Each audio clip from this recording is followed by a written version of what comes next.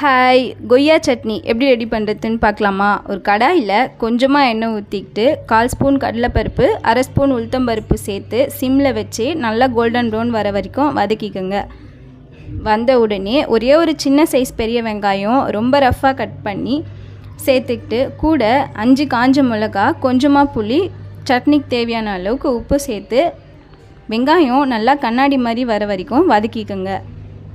இன்றைக்கி ஒரே ஒரு பெரிய கொய்யா பழம் நல்லா பழமாக இல்லாத காயாக இல்லாத மீடியமாக இருக்க மாதிரி ரொம்ப ரஃப்பாக கட் பண்ணி எடுத்துக்கிட்டேன்.